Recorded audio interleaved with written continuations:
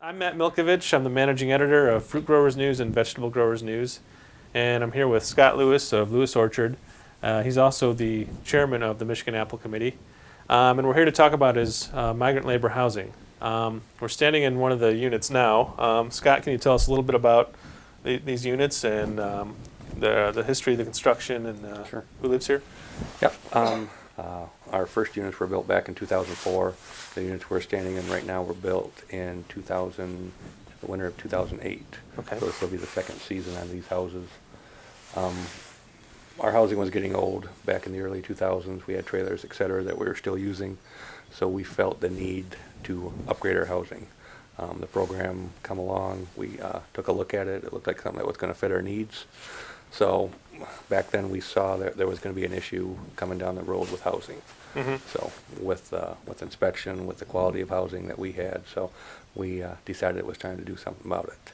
Okay. So these units that we're standing in are 24 by 56. There's two units, a two-bedroom unit and a three-bedroom unit under each roof. They have covered porches out front so people can stand when they're not working and enjoy themselves. The unit we're in right now is a three-bedroom unit. This happens to be a handicap unit. It's got 36-inch doorways into the bedrooms.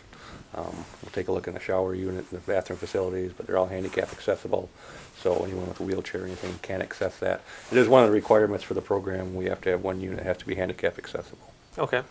But short of that, everything you see in here at the time was new. You know, Mm-hmm. all the fixtures are new.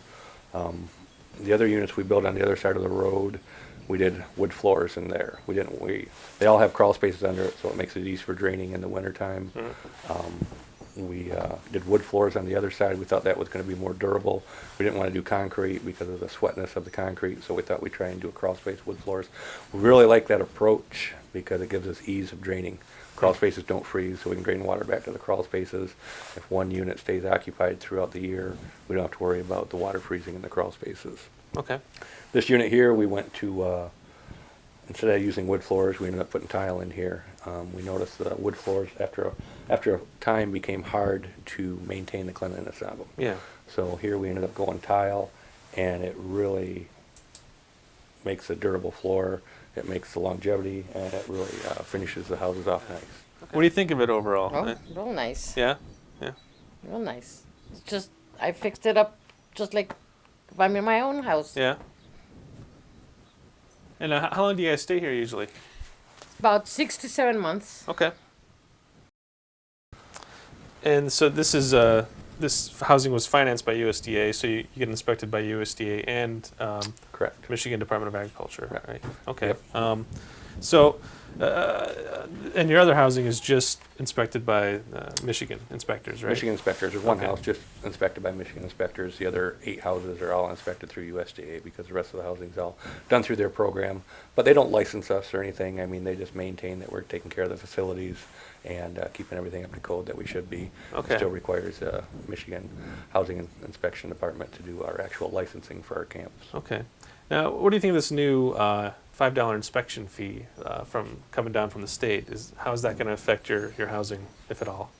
It's not going to have any effect on our housing. That $5 fee is based on total occupancy. So even though you may have a house that can hold 7 people, if there's only 2 workers living in that house, you're still paying for 7 employees, for Yeah. that inspection fee, which is fine. I think that's a fair program. I'm concerned $5 isn't enough to fund the program. I think it was a good faith effort on the growers to do the $5 fee, with the intention of the federal government picking up the remainder. But at the $5 fee, I think that's only going to raise approximately $140,000 Something in like that that, neighborhood. And that's not going to maintain this program in any Yeah. way, shape, or form. Okay. And there's a report that came out not too long ago, the Michigan Civil Rights Commission, I think it was called, Right. kind of disparaging the situation with migrant workers, their housing, and some of their working conditions. Right. What did you think about that report? Did you think that was fair, or? No, I mean, I didn't see any positive. There were some parts of that said it did not apply to all workers, which it does not by any means. There's a small percentage out there that may have inferior housing Mhm. that, potentially could give growers a bad name. You know, I don't think anyone on purpose has bad housings. I think sometimes when you're dealing with older housing, it's a challenge just to maintain it and keep it up to par as most people would like it to be, you know. When you have a newer construction such as we do, it's much easier to maintain housing, you know. Yeah. And it's important for your workers too, you know. To us, it's, you know, we want to have some of the nicest housing that you can have just so we can maintain some of the best people out here. Well, what do your workers think about it, the new housing? To my knowledge, everybody really enjoys it. You know, it's a positive for them. I think they all appreciate what they have. I have absolutely no complaints about that. You know, for the most part, it's as good as some of their houses they probably go home to in the wintertime. Okay. Are you, do you get the same families and workers coming back year after Yep, year? primarily we have the same core people. You know, we may end up picking up people here and there for apple picking, et cetera, but every springtime we usually have the same people come back year after year. Okay. And, you know, just for that reason, if nothing else, you want to make sure they are happy and coming back year after year, so this is one of the reasons we do this.